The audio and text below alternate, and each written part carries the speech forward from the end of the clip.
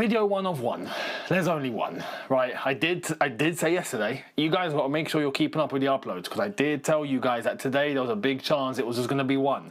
And it's a little bit late as well. I told you it would be a long day. So we're going to go through it all, don't worry, because there's loads to uncover and loads to go through. But before we get started, first and foremost, make sure you check out the double upload over on Eunice Talks Football, because early this morning when the news broke, I was like, all right, screw it, I can do a video quick before I go, because I had a day out. But the Newcastle stuff, Eddie Howe, I've done a video on that, right? And I'm also going to be talking about Bruno Guimaraes and Arsenal, because it looks like that's actually getting done now. Hang on. Arsenal flipping finally. You woke up, you know? So we're going to talk about that, don't worry. But on here, loads of other things to uncover. Now, before we get cracking, it finally happened. Lacroix est venu. He is here. Here it is.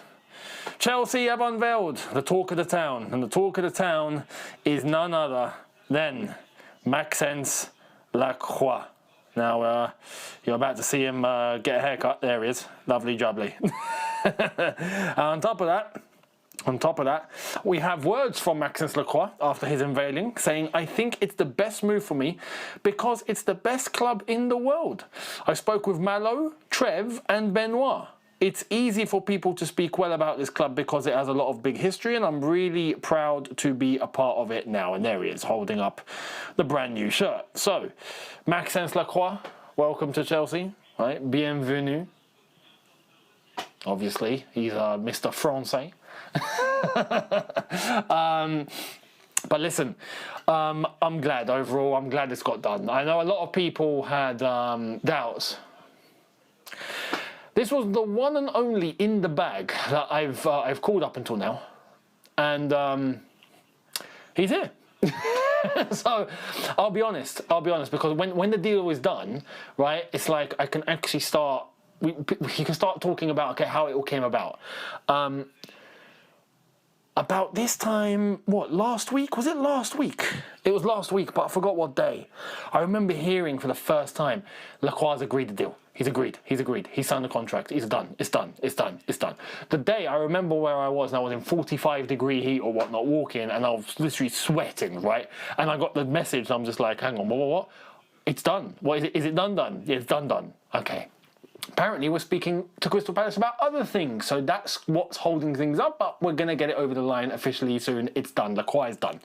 That's when I told you guys, right, in the bag. I put that tweet out, and I remember I was like, guys, little bit of cross-referencing, boom, boom. Yeah, okay, it's in the bag. And now he's here. Lacroix is going to be a fantastic addition to our defence. I'm looking forward to this. I really am looking forward to this, considering what defenders are actually available out there and what we can actually do. 26 years old, in his prime, done well for Crystal Palace, bit of a beast. I think him alongside Levi Colwill could be a very, very, very good partnership. So, yeah, he brings stability, physicality, height, good speed overall. Moves the ball well. But most importantly, as a defender, he gets stuck in and he doesn't make any mistakes, right? In terms of mistakes, I mean like giving the ball away constantly, or misplacing it to your goalkeeper constantly, or, you know, things like that we've been suffering for 4 years. Yeah, none of that. So Lacroix, I think, will be a fantastic addition. So welcome to Chelsea, Maxence Lacroix. Fantastic to have him, and hopefully that's not going to be well, actually, to be honest, it might be the only one in centre back that we might go for after losing out on John Stones. I know there was the whole rumour on Zabani. Nothing's developed from that point. I did mention it once, and I've not heard anything since. And I've not seen anything since. So there's nothing to even show or say. But Maxence Lacroix, we needed a big improvement in centre-back, and it's here. Now, at the centre-back situation, before I get into word on the street,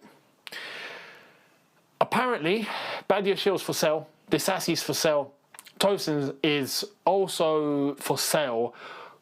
If not at bare minimum, he's demoted fully. And Wesley Fofana has been demoted. Right, and Trevor Chalobah's going to go anyway. So we've completely revamped the centre-back situation. Completely. And Levi Cole, of course, is safe. So I'm looking forward to seeing what this new makeshift defence is going to be. Now, based on word on the street. Shall we go into what I've had to say? I put this on X earlier on, and it's on, Flipper now. It's funny, now I say word on the street, and it gets 500,000 views on Twitter. all of a sudden, people are taking it like it's just, and I want to make this clear. The problem is, it's not that loads of people are seeing it. That's fine, that's great. Like I told you, I'm being transparent with what I hear. End of story. Whatever I hear, I will say it, right? If it's word on the street, it means it's a rumour. If it's in the bag, I'm telling you it's a done deal, yeah? Still all based on what I hear. Word on the street, people are now taking as absolute gospel, and I'm just like, I knew this would happen. But that's not based on what we're hearing. That's just based on people and their intelligence or lack of it. Word on the street means it's a rumour. I've heard. Yeah, I've heard. All right, cool. It doesn't mean it's going to materialise. Has there been Chelsea interest in Bruno Guimaraes? Well, yes. I could say, word on the street, we're looking at Bruno G. Oh my God, we're getting Bruno G. No. I said, word on the street, John Stones. We spoke with him. Did he come to Chelsea? No, he's gone to Inter. Even if agreeing multiple deals, but he chose Inter. Doesn't mean in the bag is in the bag. Lacroix was in the bag. So I know you guys are sensible, and here on YouTube's a great platform. This is why even Instagram's all right. Twitter, it's just a place for coconuts, but it's the best place to get news out. It really is. So anyway, just thought I'd clarify, but let me give you a big word on the street, right? There's multiple players to talk about here. So today, Chelsea's remaining targets and aims are Diogo Costa. Actually, you know what? I might as well show it to you so you guys can read along. You might as well. Here it is. Diogo Costa, Lewis Hall, Adam Wharton, and Alex Scott or Bruno G. Enzo Fernandez to depart to make way for both Wharton and Scott or Bruno. If not, it will just be Wharton. But Chelsea want Enzo gone as much as he's been looking for a way out. Arsenal still have first priority on Bruno, as his first choice has always been Arsenal. Alonso really wants Wharton though. No movement on Pep Chavarria, even while he wants to move. Lewis Hall has United and Chelsea as options. Alonso's request was to build a new spine, which is what we've needed for 4 years. That's just my little opinion there. The aim is to try and win the league first season, even if they say top 4 publicly. And there we are. That's all I've heard as rumours. If all this actually happens, plus all the outgoings too, we'll be ready. Let's see how the remainder of this window goes. And it's like I also say, the outgoings are what's going to take priority now. Why? Because we spent close to 250 million now. So we need to sell. That's just the reality. We need to sell. And we will sell. Like I say, Disasi, for sale. Badiashile, for sale. Could be off to Napoli. Tosin, probably be on his way. If we were to get someone in. If not, he's just probably going to play a leadership role in the dressing room. Fofana, demoted. But even then... Breaking news from Newcastle. An incoming manager, Matthias Jaisler, is set to arrive in Spain tomorrow to meet his new players on their pre-season training camp. The 38-year-old is close to being appointed by Newcastle, with Eddie Howe leaving after nearly 5 years. Howe's backroom staff have also left Newcastle United. We await official confirmation from the club in a way of a statement.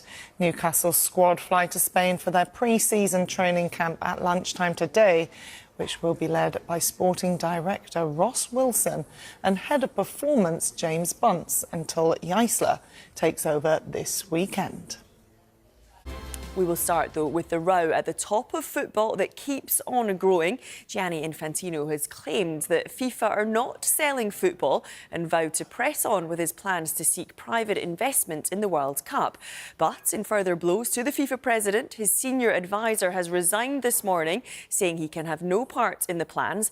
And the Asian Football Confederation has become the latest authority to hit out at FIFA's proposal. Well, FIFA's statement came just after 4 a.m. this morning UK time, in which Gianni Infantino criticised the media's reporting of his plans. Member associations have until September the 19th to accept Infantino's deal and secure around £15 million at the start of next year. Well, these are some of the key points FIFA made, claiming that erroneous reporting in the media disrupted a planned consultation process. It is worth noting they did not state any specific reporting that had been wrong. In an apparent dig at UEFA, they claimed that no single entity can claim to represent all 211 member associations around the world. The statement added that each member association should be allowed to review the proposal and have a say in shaping their own future. Well, FIFA say they will proceed with the consultation process to ensure that each nation has the ability to express its vote based on facts. However, they do acknowledge without the support of the majority of member associations, Infantino's FIFA Forward enterprise would not be established. And despite the backlash, FIFA say they have recognised the concerns that have been raised and reaffirmed its commitment to an open and democratic consultation.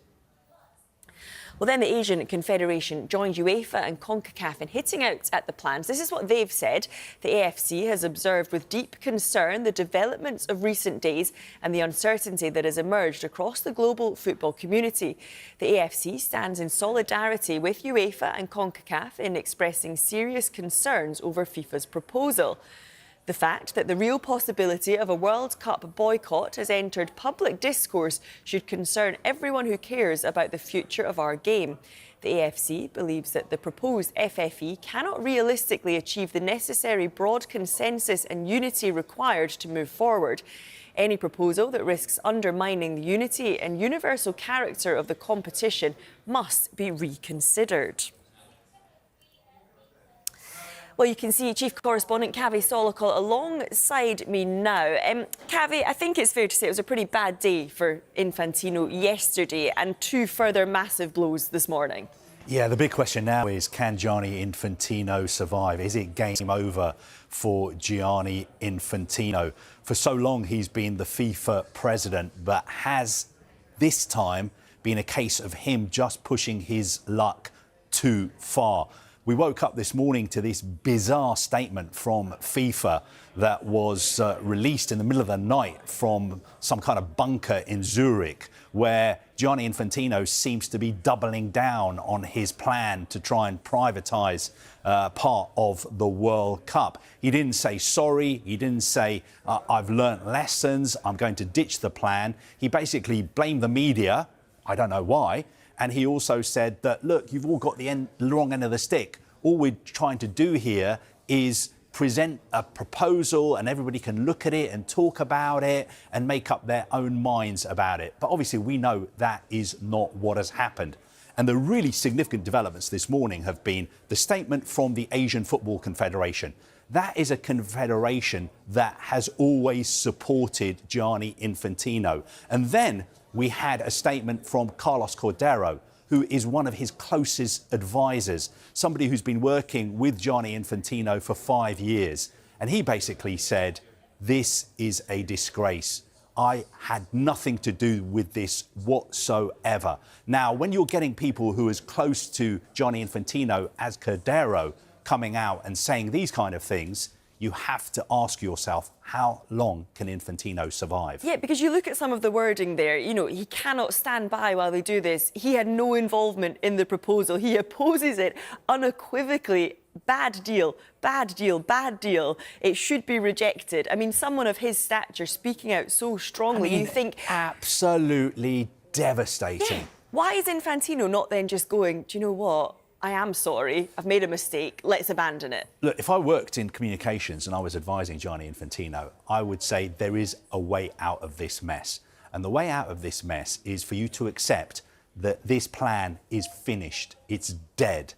This is never going to happen because the investors are never going to invest in a World Cup that doesn't have European teams. So we don't even need to get into the realms of looking at the numbers. He's lost to the Asian Confederation. How many votes does that mean?